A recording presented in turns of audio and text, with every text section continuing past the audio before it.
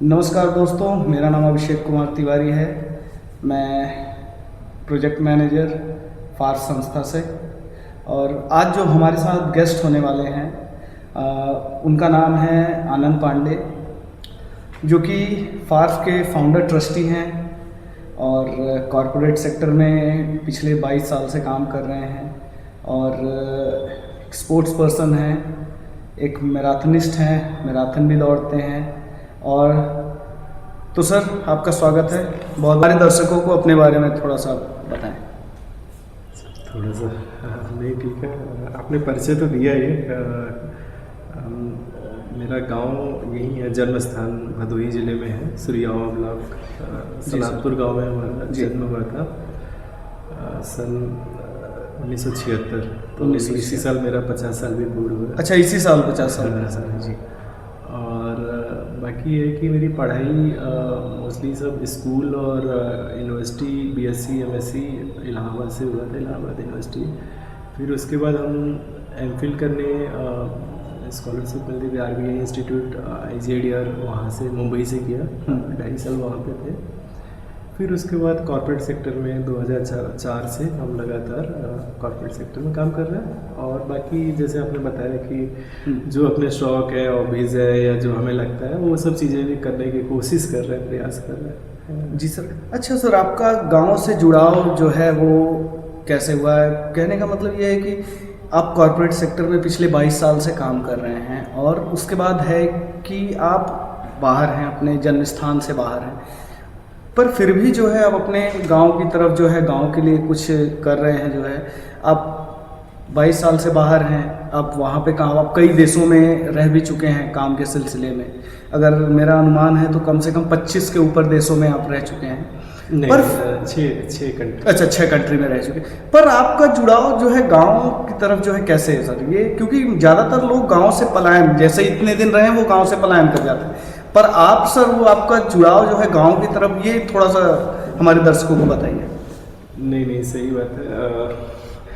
या एक्चुअली ये 2014-15 या उससे पहले, तो हमारे चूँकि पिताजी किसान थे, गांव से थे, और उनसे जब भी हमारी बातचीत होती थी तो उनसे काफ़ी कुछ गांव के बारे में या जो गांव के दिखते थे वो पता चलता रहता था।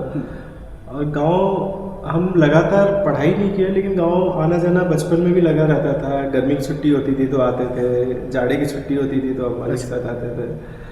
और फिर बाद में जब नौकरी वगैरह लग गई, शादी हो गई, सेटल्ड हो गए, तो फिर ऐसा फेस आया कि जब पिताजी वगैरह से बात करते थे तो गांव के बारे में सुनते थे कि तो कई चीज़ें लगता था ये बेसिक चीज़ क्यों मिसिंग है। मतलब अब ऐसे समझ लीजिए कि चाहे वो पढ़ाई के लिए हो या कुछ इंफ्रास्ट्रक्चर के लिए हो या कुछ भी हेल्थ गांव की, तो हमें लगता था गांव में कुछ तो है जो करने की ज़रूरत है। क्योंकि हमें एक चीज़ ये भी दिखाई देता था कि लोग गांव से, आप सही बोल रहे हैं कि शहरों की ओर आ जाते हैं। हाँ। शहरों से फिर महानगर की ओर, महानगर से फिर विदेश की ओर, तो कोई वापस नहीं आते। और गांव में फिर जो लोग बच जाते हैं, फिर वहाँ पे हमें लगता है कि कई बार करने के लिए या जानकारी देने के लिए या कुछ अपना कंट्रीब्यूशन सोसाइटी को देने के लिए बहुत लोग नहीं आते। और मुझे लगता है कि मेरा दायित्व,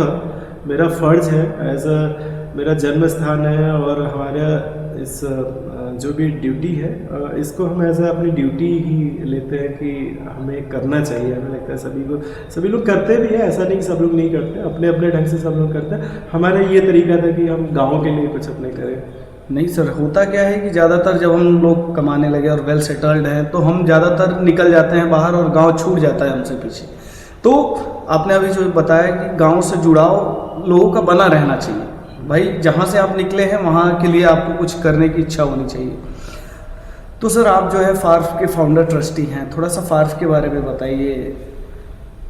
हाँ, मतलब अब गांव, एक्चुअली गांव के पहले, फार्फ से पहले गांव का हमारा कुछ विज़न था। जी हाँ सर, अब अपने वो गांव के विज़न के बारे में थोड़ा सा हमें क्लियर कीजिएगा। आपका विज़न गांव के प्रति क्या है? गांव का विज़न हमारा जब पहले डेवलप हुआ, ये 2013-14 जब पिताजी से बात करते थे, एक घटना बताते हैं। पिताजी बोलते थे कि बिजली नहीं है गाँव में, कट जाती है, 4-4 दिन नहीं आती है, इतने दिन ट्रांसफार्मर जल गया। तो हम बोलते थे कि ये तो फिर वहाँ से बन जाना चाहिए कंप्लेन करने में। तो वो बोलते थे नहीं, ऐसे नहीं बनेगा, वो सबको 50-50 रुपये 100-100 रुपये जब इकट्ठा होगा तब ट्रांसफार्मर बनेगा। तो हमको वो चीज़ समझ में नहीं आती थी। जब बिजली का बिल दे रहे हैं और कुछ इस तरह की अगर दिक्कत है तो अपने आप बिजली विभाग वालों को बनाना चाहिए जी।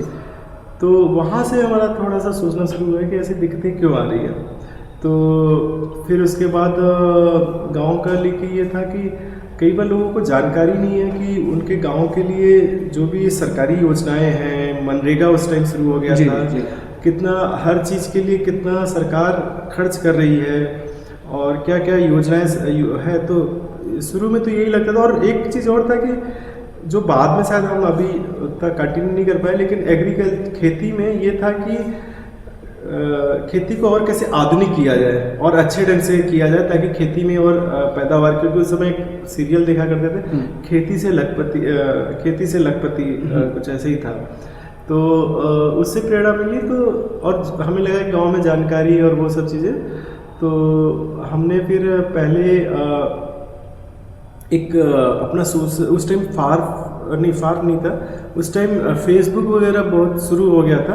पहले ऑर्कुट चलता था, फिर फेसबुक शुरू हो गया। तो फेसबुक पे हमने ग्रुप बनाए, उसको बोलते हैं, ग्रुप ही बोलते हैं। तो उस टाइम हमारे कर्तव्य हमारे अधिकार, तो भदोही हमारे कर्तव्य हमारे, और ये हमने कई जिलों के लिए बनाया। हमने प्रयागराज, मिर्ज़ापुर, तो हमारे कर्तव्य हमारे, तो कर्तव्य और हमारे अधिकार। तो अधिकार में जानने का जो अधिकार है वो हमने शुरू किया कि आप जानिए आपके गांव के बारे में क्या क्या योजनाएं हैं, कितना आपके लिए खर्चा आ रहा है, और वो हमने लोगों के साथ शेयर करना शुरू किया। और लोग हमसे गांव की जानकारी मांगते थे तो हम उनको बताते थे।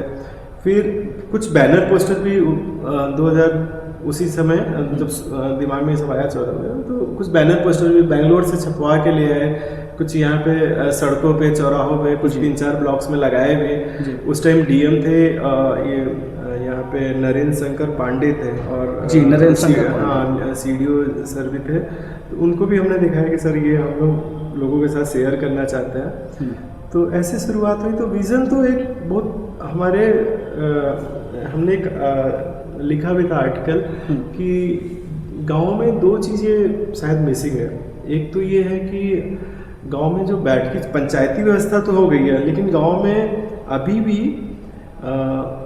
कैसे बोलेंगे कि ओपन मीटिंग्स नहीं होती, मतलब खुली बैठ के नहीं होती। और दूसरी जो होता है खुली बैठ के नहीं होती, और जो योजनाएं बनाई जाती हैं वो सभी लोगों की सहमति से प्रायोरिटी बेसिस पे नहीं बनाई जाती। मतलब जैसे प्रधान चुन लिया गया और कुछ सदस्य हो गया, वो लोग अब गांव को न तो जानकारी जा रही है, ना गांव से पूछा जा रहा है बैठकों में कि क्या क्या चीज़ें गांव के लिए होनी चाहिए। तो हमारा विज़न ये है कि लोगों को जानकारी पहुंचे सभी योजनाओं की, और चीज़ें जो है सभी योजनाओं से जो पात्र हैं वो लोग जुड़े। और तो यही है कि गांव का विकास कैसे हो सकता है। अब उसके अलग अलग जो वर्ग है, जैसे बच्चों के लिए शिक्षा जो स्कूल की योजना है, महिलाओं यूथ के लिए जो अपनी स्किल डेवलपमेंट प्रोग्राम है, ITI के थ्रू है, RCT है, ये सब ट्रेनिंग प्रोग्राम है स्किल के। और फिर गांव में किसानों के लिए जो FPO का कंसेप्ट है, फूड फार्मर जो ऑर्गेनाइजेशन है, समूह महिलाओं के लिए समूह का जो कंसेप्ट है उससे कैसे और अच्छा हो सकता है, और क्या चीज़ें लोगों को पता चलेगी। अभी एक गांव में जैसे कुछ महिलाएं नहीं जुड़ी थी, तो हमने वहाँ पे 3 समूह बनाए। ये महिलाएं भी पात्र हैं ना, लो इनकम ग्रुप से आती हैं। तो और जो अपने बुजुर्ग, अपने जो सीनियर सिटीजन, और जो गांव में उनके घर में कोई फैमिली, मान लीजिए बच्चे वगैरह कमाने बाहर चले गए, वो अकेले पड़ गए हैं, तो उनके लिए भी सरकार की क्या योजना है या उनके लिए क्या किया जा सकता है, ये सारी चीज़ों में सभी को सोचने की ज़रूरत है, हमें ही नहीं, सरकार को और सभी को। तो ये सारा विज़न है कि गांव में चीज़ें कैसे अच्छी हों, जानकारी पहुँचे और चीज़ें थोड़ा आसान हो जाए। तो सर जैसा कि आपने बताया कि गांव में जो चीज़ें हैं वो आसान हो जाए और जो पात्र हैं वो उनको लाभ मिले। तो सर इसी को हम थोड़ा सा चर्चा को आगे बढ़ाते हैं। थोड़ा सा फार्फ के बारे में आप बताइए, फार्फ क्या है? हाँ, तो एक्चुअली मेरे पास दो विकल्प थे जब हमने सोचना शुरू किया। एक तो ये था कि हम अपने लेवल पे कुछ करें, गांव में जो भी हो सकता है, कुछ बच्चों को गोद ले लें, कुछ गांव के लिए कुछ कर लें। लेकिन हमें एक रतन टाटा जी का एक वो है प्रेरणादायक, उन्होंने कहा था कि आप अगर जल्दी पहुंचना चाहते हैं जी, तो तेज चलना चाहते हैं तो अकेले चलिए, और अगर दूर तक जाना चाहते हैं तो सबके साथ चलिए। तो ये चीज़ मुझे लगा कि अकेले करेंगे तो ठीक है, हमारा जितना टाइम है, कैपेसिटी, हम करेंगे। लेकिन जब हम एक ग्रुप में चलेंगे तो हो सकता है हम लोग का 1+1 11 हो जाए सर। तो यही सोच के कि हमने फिर सोचा कि नहीं, एक संस्था ट्रस्ट को भी बनाना चाहिए। तो उसी संदर्भ में हमने एक ट्रस्ट बेंगलोर में ही रजिस्टर किया जी। उसका नाम हमने रखा काफ़ी सोच विचार के, fundamental action and research foundation. जी sir, fundamental action and research foundation. उसका नाम का उद्देश्य ये था कि हमें, चूँकि हम एमफिल बाहर से इंस्टीट्यूट से IGIDR से मुंबई में जब किया था, और उसके बाद PhD तो बाद में हुआ, लेकिन हमने जब BSc 98 में किया था ना, तो थोड़ा सर्वे वगैरह NSSO का एग्ज़ाम SSC के थ्रू होता था। तो मैंने 1 साल, मतलब 2-3 महीने किया था, फिर मैंने MSc के लिए छोड़ दिया था उसको। लेकिन हमको जो समझ में आया कि एक वर्ग है जो पढ़ा लिखा तबका है, जो रिसर्च और पब्लिकेशन और बेसिकली ना वो चीज़ों में लगा हुआ है, पॉलिसी मेकिंग। और एक वर्ग ऐसा है जो ग्राउंड में काम कर रहा है जी, जो गांव में काम कर रहा है। हम दोनों को जोड़ने के लिए रिसर्च और एक्शन, मतलब ग्राउंड में जो वर्क है, दोनों को जोड़ने के उद्देश्य से ये फंडामेंटल एक्शन रिसर्च फाउंडेशन। सो उद्देश्य ये है कि जो ग्रामीण में जो विकास के लिए जो भी हम लोग कार्य करें, उसमें एक्शन ग्राउंड में काम भी हो, और रिसर्च मतलब उसको डॉक्यूमेंट करना, उसमें जो है जो भी रिसर्च एनालिसिस या जो भी एक रिपोर्ट बनानी है, वो अपना दोनों चीज़ें जुड़े रहे। तो इस माध्यम से फार्फ का नाम रख, मतलब इस आप समझ रहे होंगे कि फंडामेंटल एक्शन रिसर्च फाउंडेशन नाम। नहीं, अभी समझ में आया sir, fundamental action and research. पहले जो एक्शन हम कर रहे हैं वो रिसर्च कर रहे हैं, मतलब ये पूरा ये लिंक्ड है एक दूसरे से। तो सर हमारे दर्शकों को बताइएगा क्या क्या चुनौतियाँ जो है फार्फ संस्था, हाँ, हम लोग ने जो है, तो ये है कि फार्फ में जो भी ग्रामीण विकास से जरूरी चीज़ें लगती हैं या हम लोग सीख रहे हैं, हम ऐसा नहीं कहेंगे कि हम लोग को पूरा नॉलेज है, बट एक तो ये है कि बच्चों के लिए जो भी हो सकता है, जैसे कि हम लोग गवर्नमेंट स्कूल में लाइफ स्किल प्रोग्राम भी निःशुल्क चला है। जी सर, लाइफ स्किल ज्ञानपुर में 5 है। और उसके अलावा हम लोग उसमें लाइफ स्किल में तो बेसिकली हैबिट्स के बारे में, एनर्जी लिटरेसी, एनर्जी के बारे में, कैसे पर्यावरण को बचाएं और कार्बन एमिशन कम हो, और फाइनेंशियल लिटरेसी और ये सारी चीज़ों पे हम लोग उनको जानकारी दो। प्लस साइंस के बारे में हमारे पास इंस्ट्रूमेंट्स है, practical knowledge, basically practical knowledge class 6 to 8। उसके अलावा हम लोग ने कुछ बच्चों को अडॉप्ट भी किया हुआ है। करीब 30 बच्चे हैं जो ऑर्फन है, उनके पिताजी नहीं है, और या एकदम गरीब वर्ग से आते हैं। मतलब गरीब का मतलब ये है कि आर्थिक रूप से काफ़ी दिक्कत है वहाँ पे। पिता मान लीजिए मनरेगा में काम करते हैं या ठेला चलाते हैं, इस तरह से। तो उन बच्चों को हमने गोद लिया हुआ, उनको हम लोग पूरा देखते हैं। तो मतलब ये जो 30 बच्चे हैं, ये फार्फ ही जो है उनकी शिक्षा दीक्षा पे कार्य कर रही है बच्चों को। तो ये कब से है सर, जो है ये समय 2017-18 से ये हम लोग ग्रुप ऑफ मित्र फ्रेंड वगैरह जो हमारे कॉलेज के फ्रेंड्स थे और वो सब, तो हम लोगों ने मिल के ऐसे कुछ बच्चों को आइडेंटिफाई किया। उस टाइम कम थे, 18 या 20 थे, और एक लोगों ने एक बच्चे को अडॉप्ट किया। तो उनके बच्चों का हम लोग पूरा स्कूल में जो भी किताब कॉपी या फीस प्लस उनका जो है पढ़ाई का जो रिपोर्ट है, हाफ ईयरली एनुअली पढ़ाई कैसी चल रही है, तो एक घर से पूरा उनका। तो मतलब सर कि आप जो है रिपोर्टिंग तो कर ही रहे हैं, मतलब कि हाफ ईयरली एनुअल, मतलब उनकी फीस जो ट्यूशन फीस है वो भी पे हो रही है फार्फ के द्वारा, और उनके बुक्स और जो भी चीज़ें हैं वो भी सारा फार्फ के द्वारा ही हो रहा है। मतलब ये 2018। लेकिन आपका जो प्रश्न रह गया कि चुनौतियाँ, तो ये तो बच्चों के लिए था। तो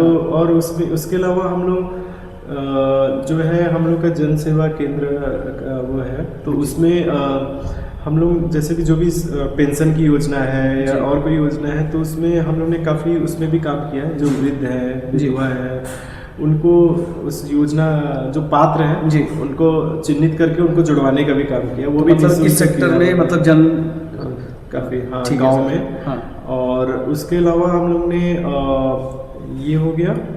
और जो भी फाइंडिंग्स होती है हम लोग 2 यूनिवर्सिटी से, एक है इरमा गुजरात में, जो अमूल आपने सुना होगा, उन्हीं का फाउंडर वही है। और एक भुवनेश्वर में है जेवियर रूरल मैनेजमेंट। तो वहाँ से स्टूडेंट भी आते हैं, उनको अलग अलग विषय पे, सरकारी योजनाओं पे वो लोग यहाँ पे 45 दिन 7 सप्ताह रहते हैं। 45 दिन जो है यहाँ पे रहते हैं गांव में, अलग अलग गांव में हम लोग उनको रुकवाते हैं। और वो लोग चूँकि MBA का उनका पार्ट है, और वो लोग स्टडी करते हैं, और उसकी जो भी फाइंडिंग्स होती है, रिपोर्ट्स होती है, वो हम लोग सरकार के साथ भी शेयर करते हैं। अच्छा, सरकार के साथ भी? मतलब सरकार मतलब कि जो यहाँ का एडमिनिस्ट्रेशन है जी, उनके साथ शेयर करते हैं जो भी फाइंडिंग्स होती है। और इन सब में चुनौतियाँ अगर देखें तो, और जो भी सोशल बेसिकली रिलेटेड जो भी चीज़ें हैं, वो हम लोग है कि हम लोग करते रहते हैं। स्पेशली समूह की जो महिलाएं हैं उनके लिए हम लोग न केवल गांव में, हम लोग अभी अवेयरनेस गांव में जा के अवेयरनेस कैंपेन कर रहे हैं, बट हम लोग उनके आजीविका के लिए भी प्रयास कर रहे हैं कि कैसे वो उनका आय और बढ़े। तो एक हो गया कि जानकारी देना, अवेयर करना, प्लस उनको इनकम उनकी कैसे और बढ़े, तो उसके लिए लाइवलीहुड पे भी जो है, फार्स लाइवलीहुड पे भी काम। पर इन सभी दौर में कई बार ऐसा भी होता है कि ऐसे कुछ केसेस आ जाते हैं कि मेडिकल के लिए बिल्कुल पैसा नहीं है, शादी के लिए बिल्कुल घर में एकदम वो नहीं है। तो उस तरह की चीज़ों में भी हम लोग पीछे नहीं हटते हैं। फिर चाहे अपने माध्यम से, मित्रों के माध्यम से, क्राउड फंडिंग में अपील करते हैं कि भाई इनकी जो भी मदद हो सके। पर अपना जो मेन फोकस तो यही था कि बच्चों के लिए, औरतों के लिए, आजीविका के लिए, और पेंशन योजना, जो सरकार की योजना है वो जानकारी हो, लोग जुड़े। अब इन सब में जो दिक्कतें जो आपने पूछा, चुनौतियाँ, वो यही आता है कि एक तो पहली चीज़ तो है कि चूँकि फार्क एक ट्रस्ट है, मतलब उसको एक प्रकार से आप देखिए तो NGO है, और लोगों के दिमाग में बड़ा नकारात्मक सोच है। उनको ये लगता है कि NGO है तो बहुत पैसा कमा रहे होंगे, कहीं पैसा से पा रहे होंगे, जबकि अब उनको ये नहीं पता है कि हमारा अभी तक इसमें कितना पैसा, हम अपना समय, अपना ऊर्जा, अपना जो टाइम हमें फैमिली के लिए देना चाहिए था, अपने लिए देना चाहिए था, वो समय निकाल के कई बार अपना पैसा भी खर्च करना पड़ता है। लेकिन लोगों के दिमाग में एक धारणा है, तो वो एक चुनौती आती है कि हमारे जो सोसाइटी है उसमें जैसे ही NGO का नाम आता है तो वो यही आता है कि लोग जो है वो पैसे जो है खाने वाले हैं, ब्लैक मनी को वाइट मनी में कन्वर्ट कर रहे हैं। तो ये सारी जो है उनके अंदर गलत अवधारणाएं आती हैं। वही चीज़। तो अब उसके लिए क्या कर सकते हैं, हम लोग अपना काम कर रहे हैं। जो लोग समझते हैं, जो हम लोग के साथ जुड़े हुए हैं, उनको तो समझ में आता है, लेकिन जो लोग केवल बाहर से देख रहे हैं तो कई बार उनको बदलना थोड़ा मुश्किल होता है। पर हम लोग को फ़र्क नहीं पड़ता, हम लोग को काम करना है, क्योंकि हम लोग किसी से पैसा मांगते नहीं है। जो भी काम कर रहे हैं निःशुल्क कर रहे हैं और लोगों के लिए काम कर रहे हैं। तो लेकिन ये है कि लोगों का जो सोच है वो थोड़ा सा कई बार हमें लगता है नकारात्मक है, पर हमें लगता है समय के साथ शायद सही हो जाए। और सर ये सबसे बड़ी अच्छी बात आपने कही कि समय के साथ वो भी बदल जाएंगे, जब उनको पता लगेगा कि ये जो संस्था है ये भागने वाली नहीं है, ये लोगों के बीच रह के काम कर रही है। हाँ, 10 साल हो गया। अच्छा, 10 साल हो गया सर। तो 10 साल की जो जर्नी आपकी रही है, तो इसमें कहीं से आपको फंडिंग वगैरह या कैसे जो है कैसे मैनेज किया आपने? तो बताया ना अभी कि केवल बच्चों के पढ़ाने के लिए हम लोग का जो फ्रेंड सर्कल है, उन्होंने एक बच्चा। अच्छा, केवल उन्होंने लिया? उसके अलावा ना तो हमने कभी गवर्नमेंट से कोई प्रोजेक्ट लिया, ना कभी इंडस्ट्री से कोई प्रोजेक्ट। 10 साल खुद से उसको मैनेज, क्योंकि खर्चे भी नहीं थे ज़्यादा। हमारे घर में हमने ऑफिस खोल रखा था छोटा सा, अपने सनातपुर गांव में। अच्छा, सनातपुर। और हमारे जो टीम है, जो हमारे साथ जुड़े, जब तक भी भले समय जितना भी दे पाए, जैसे हमारे मित्र हैं ऋषिराज जी, वो जितना भी समय जॉब के साथ दे पाए। और भी लोग हैं जो नाम नहीं लेना चाहते, लेकिन कई लोग जुड़े, और हम सभी का आभार व्यक्त करते हैं। भले वो थोड़े समय के लिए थे, लंबे समय के लिए थे, लेकिन ऐसे लोग जुड़ते चले जाते हैं। और तो 10 साल तो ऐसे ही कोई दिक्कत नहीं। अभी इस साल बस पहला 2025 दिसंबर में एक हम लोग को CSR के थ्रू सपोर्ट मिला अच्छा, है। CSR। उसमें हम लोग को बोला गया है कि आप गांव में जो इतनी काम कर रहे हैं उसके लिए आप लोग काम करिए, तो हम लोग आपको थोड़ा सा CSR के थ्रू सपोर्ट करेंगे। तो उसी के कारण हम लोग अभी यहाँ पे एक ऑफिस भी खोल पाए हैं, जी। छोटी सी टीम भी जी, बना जी, पाए जी, जी। हैं। तो यही है कि पर अभी 10 साल तक तो कोई सपोर्ट फंड नहीं था, और इतना ज़रूरत भी शायद नहीं था, क्योंकि हम लोग का कोई ऐसा एक्सपेंस भी नहीं था, हाँ। और हमें ज़रूरत भी नहीं, हम लोग वॉलंटियर बेस पे काम कर रहे थे। नहीं ठीक है सर, पर 10 साल का जो समय है हाँ। अपने पास से जो है करना, भारत में हमें तो नहीं लगता कोई ऐसा NGO होगा या कोई ऐसी संस्था होगी जिन्होंने निःशुल्क जो है कार्य किया हो, वो भी 10 साल का समय करना मुश्किल है अभिषेक जी, हाँ। क्योंकि कई चीज़ें होता है ना, लोग करते हैं बताते नहीं है जी। और शायद वो हमसे बहुत लोग हैं जो हम लोग जानते नहीं है, और हमसे बहुत श्रेष्ठ है, बताना भी नहीं चाहते।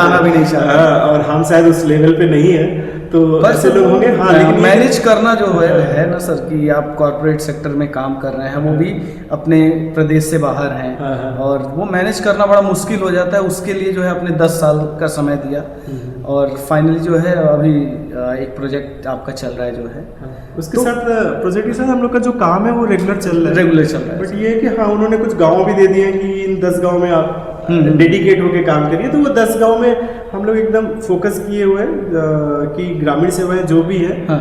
वो एकदम कोई छूट न जाए, कोई भी पात्र व्यक्ति।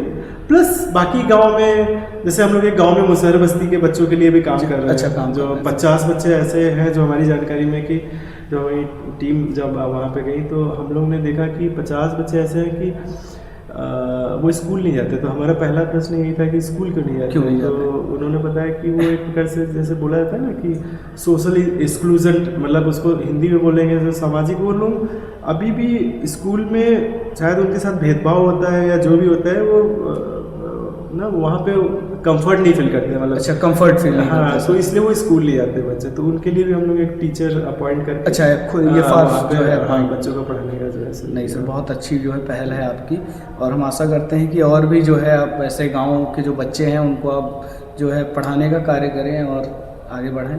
अच्छा सर, कोई ऐसी घटना जो आपकी इस यात्रा में अभी तक आपके दिमाग में, जहन में रही हो, तो उसके बारे में थोड़ा सा हमारे दर्शकों को बताएं। नहीं, ऐसी है, मतलब एक घटना बता सकते हैं आपको। ये लॉकडाउन के पहले की घटना है, 2018-19 की। अच्छा, ये 2018-19 की घटना है। सुरियावा पट्टी बजाओ का एक मैटर था जी। और जो हमारी स्कूल की वजह से, जो कि हम लोग पता चला था कुछ स्कूल में जो हम लोग बच्चे अडॉप्ट किया पढ़ते हैं, तो स्कूल के प्रबंधक जी ने बताया कि आनंद जी, एक गांव है और उसके एक है, उनका नाम सुरेश चौहान, नाम बताने में कोई दिक्कत नहीं है, जो व्यक्ति हैं पट्टी बजाओ गाँव के जी, वो किडनी से उनकी परेशान है जी, और किडनी में दिक्कत है, और उनका डायलिसिस इतना तंगी है, आर्थिक तंगी, कि उनका इलाज के लिए उनको नहीं है जी। तो आप कुछ कर सकते हैं क्या। तो हमने कहा कि ठीक है, हम लोग कोशिश करते हैं। तो हम और हमारे कुछ मित्रगण उनके लिए कुछ व्यवस्था करके उनको बनारस में हम लोग उनका डायलिसिस का कोशिश किए। पर जैसे BHU वगैरह में क्या होता है कि समय बहुत लगता है, तो ऐसे एक दो जगह और उनका डायलिसिस का हम लोग ने शुरू करवाया। जी, गाड़ी वगैरह यहाँ सुरियावा से उनको ले जाना, ले आना, वो सब चीज़ें। और बीच में लेकिन उनकी स्थिति और ख़राब हो गई, क्योंकि टाइम लग रहा था वहाँ पे। हम लोग ऐसा कोई प्राइवेट में बहुत ज़्यादा नहीं करवा सकते, तो हम लोग ऐसे ही जा रहे थे जहाँ पे कम खर्चे में उनका इलाज हो सके। तो मतलब कम खर्चे, जैसे BHU है, और एक और है वहाँ पे बनारस में, जो कि PPP मॉडल पे पब्लिक प्राइवेट है, हॉस्पिटल है, तो वहाँ पे करा रहे थे। और चूँकि बीच में वहाँ डायलिसिस के लिए वो जब टाइम दे रहे थे, समय लग रहा था, और इनका बीच में काफ़ी समय ऐसा था कि इनका डायलिसिस हुआ ही नहीं था। तो किडनी काफ़ी ख़राब हो चुकी थी जी। तो बीच में फिर ये पता चला 1-2 महीने बाद कि नहीं, उनकी अब सीरियस, हम लोग भले ले गए थे डॉक्टर के पास, लेकिन अब थोड़ा सीरियस हो गया जी। तो उनका फ़ोन उनके परिवार का आता है, और हम उस टाइम बाहर थे, हम स्वीडन में थे। अच्छा, स्वीडन में थे आप? हाँ, दौड़ने के लिए गए थे, TCS, सॉरी। तो हाँ, तो वहाँ पे गए थे स्वीडन में। तो वहाँ पे जब हमें पता चला तो हम बैठ के उनका सोचे इनका आयुष्मान वगैरह से हो सकता है क्या वो सब। तो देखे इनका नाम है कि नहीं है। तो हमने गांव की आशा को भी फ़ोन किया तो आशा ने बताया कि नहीं इनका नाम नहीं है। इनसे भी पूछा, सुरेश चौहान थे, तो उन्होंने बोला नहीं हमारा नाम नहीं है। तो लेकिन जब हमने ऑनलाइन देखा इनका राशन कार्ड वगैरह और वो डिटेल मंगवा के तो इनका नाम था। तो हमें ये बहुत हमारे लिए शॉकिंग था कि सरकार की ऐसी योजना, इतनी बड़ी योजना, इनका नाम है, न इनको पता है न गांव की आशा को पता है। गांव की आशा को पता है, मतलब उनका नाम जो है आयुष्मान कार्ड में है, पर फिर भी उनको नहीं पता है। तो ये हमारे लिए था। तो हम तुरंत उनका निकाले ऑनलाइन कार्ड वगैरह और उनको भेजे कि आप कल चले जाइएगा और ये अस्पताल में आप करा सकते हैं जी। लेकिन मतलब बड़ा दुर्भाग्य बोले कि वो उसी दिन अगले एक दिन समाचार आया कि वो बचे नहीं। तो ये मतलब अभी तक हमें अंदर से वो लगता है कि हम लोग बचा नहीं पाए, कोशिश भले किए। और ये शायद हमारे पूरे सिस्टम का, समाज का फेलियर है कि हम एक व्यक्ति जो आयुष्मान से जिसका इलाज हो सकता था और इलाज नहीं हो पाया समय से।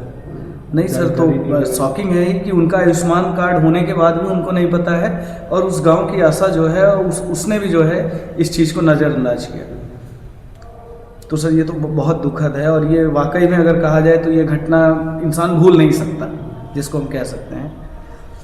तो सर अब अपनी चर्चा को थोड़ा सा आगे बढ़ाते हैं। आप जो है कॉर्पोरेट सेक्टर में काम करते हैं, आप दौड़ते भी हैं, मैराथन दौड़ते हैं, वो भी थोड़ा नहीं 21 किलोमीटर का मैराथन आपने दौड़ा हुआ है। 3-4 ज़्यादातर 10 किलोमीटर का। अभी हाल ही में आप 1 महीने पहले ही सुनने में आए कि आप जो है मैराथन दौड़ के, वो भी 80 मिनट में, 10 किलोमीटर का मैराथन 80 मिनट में जो है। और उसके बाद एक और बात हमें पता लगी कि आप फ्लूट बड़ा अच्छा प्ले करते हैं, जो है अभी जो है बांसुरी जो है बड़ा अच्छा बजाते हैं। तो ये कैसे मैनेज कर पाते हैं? आपका वर्क लाइफ है और उसके बाद जो है आपका फार्फ है, उसके बाद आपकी फैमिली है जो सबसे इम्पोर्टेंट है, फैमिली है, और ये कैसे बैलेंस कर पाते हैं सर?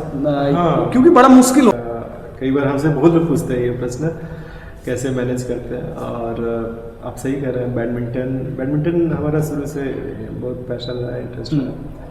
और बाकी या म्यूज़िक में अभी फ्लूट सीख ही रहे हैं, अभी 1 साल। अच्छा, मतलब अभी सीख रहे हैं? 1-2 साल से जी। और बाकी फैमिली बेंगलोर में है और ऑफिस बेंगलोर से ही मैनेज करते हैं। यहाँ पे अक्सर हर महीने 2 महीने आते रहते हैं। अच्छा। और बाकी यहाँ पे सब लोग नहीं है तो काम और फार्म जो भी ग्रामीण का जो भी हम लोग का है एक विज़न है, वो काम हो रहा है यहाँ पे। और मैनेज कैसे करते हैं, बड़ा अच्छा प्रश्न पूछा है। तो थोड़ा सा वही अपना प्लानिंग कर लेते हैं, डेली का भी करते हैं, वीकली मंथली ऐसे प्लान करके। अच्छा, मतलब शॉर्ट टर्म से लेके लॉन्ग टर्म आप पूरी प्लानिंग करके रखते हैं। कई बार बैडमिंटन नहीं जा पाते हैं जी। कई बार म्यूज़िक क्लास, अभी जैसे इधर आए हैं तो 1-2 वीक से म्यूज़िक क्लास नहीं जा पा रहे हैं, फैमिली भी दूर है, तो उतना थोड़ा सेक्रीफाइस करना पड़ता है सर। ये तो है, कुछ ना कुछ जो है छूटेगा। जैसे कि कहा गया है ना कि जैसे आप अगर कुछ अचीव करना चाहते हैं तो कुछ चीज़ें छूटेंगी आपकी। मतलब ऐसा नहीं बिल्कुल छोड़ देते हैं, लेकिन ये है कि कुछ समय के लिए थोड़ा बैलेंस करना पड़ता है। और सर आप बैडमिंटन के जो है कोच भी हैं जो है? हाँ, बैडमिंटन ट्रेनिंग मतलब कोच ट्रेनिंग सर्टिफाइड है। अच्छा। पादुकोण वहाँ पे बेंगलोर में, वहाँ से हमने कोर्स किया था। पहले ऑनलाइन था, फिर वहाँ पे 3 डेज वो था जी, लेवल 1 जी। तो ट्रेनिंग ली थी, 2-3 महीने बच्चों को सिखाया अभी। फिर वही जैसे आप बता रहे हैं ना कि कैसे मैनेज करते हैं, तो वो डिफिकल्ट हो रहा था कि आप ट्रैवल नहीं कर सकते, तो फिर हमने उसको कंटिन्यू नहीं रखा। पर बैडमिंटन आप बहुत अच्छा खेलते हैं सर, हमने भी देखा है। नहीं मतलब उतना हमसे भी बहुत अच्छे नहीं, ठीक है सर, पर आप बहुत अच्छा, क्योंकि मैं नहीं खेलता सर। अच्छा। और जैसे है क्या कि इंटरेस्ट वाली बात होती है, पर सर आप बहुत अच्छा खेलते हैं, हमने देखा हुआ है आपको। और अब थोड़ा सा हम अपने अगले चरण में ले चलते हैं सर। आप अभी कुछ दिन पहले हिमालय गए थे सर, तो हिमालय गए थे आप, तो वहाँ क्या अनुभव किया आपने? कैसी रही आपकी यात्रा, या क्या था उसके बारे में थोड़ा सा हमारे दर्शकों को बताइए।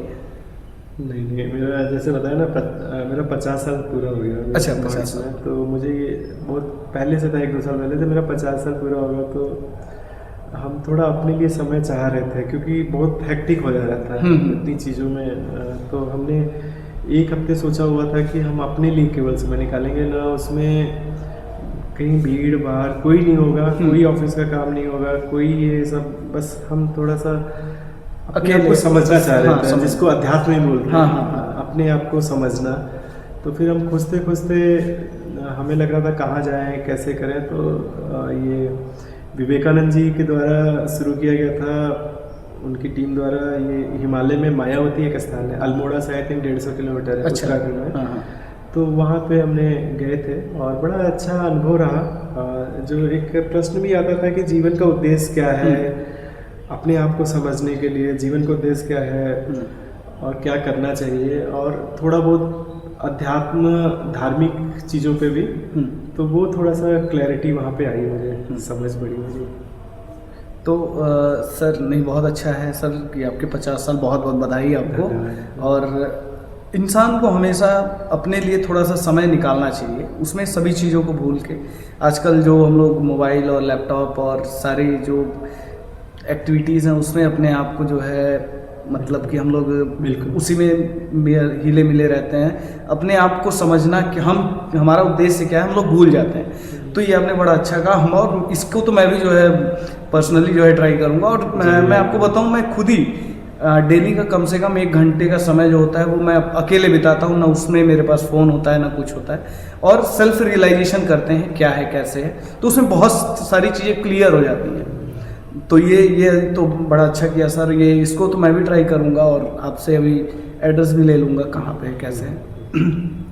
तो सर आखिरी में हमारे दर्शकों के लिए, हमारे यूथ के लिए, खासकर यूथ के लिए कोई आप उपदेश देना चाहें, या कोई आपके तरफ से कुछ हमारे इतने बड़े वो नहीं है ज्ञानी और वो सब चीज़ें, पर फिर भी सर हमारे यूथ के लिए जो है कुछ, हाँ मतलब कुछ उनके लिए मैसेज कोई यूजफुल मैसेज हो सर। जो हाँ, जो हमारी एक ही चीज़ कहेंगे कि एक जो बोलते हैं ना कि थोड़ा सा वो हमारे अध्यात्म से ही आता है, गीता से आता है जी ना। मतलब जो हमारे शास्त्रों में बताया गया ना कि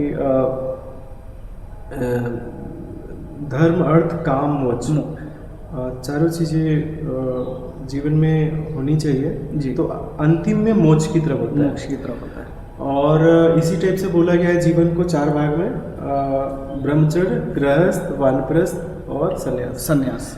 तो उसमें कहीं ये नहीं बोला गया कि आप गृहस्थ से, अपनी ड्यूटी से, इवन गीता में भी यही है, हाँ। ड्यूटी से भागिए मत। लेकिन ड्यूटी करते वक्त कुछ भी उसमें मेटेरियलाइज मत होइए, मतलब उससे अटैच मत होइए, मतलब कि किसी चीज़ के पीछे इतना पागल मत हो जाइए कि आपके जीवन में फिर ना मिले तो आप दुख हो जाए।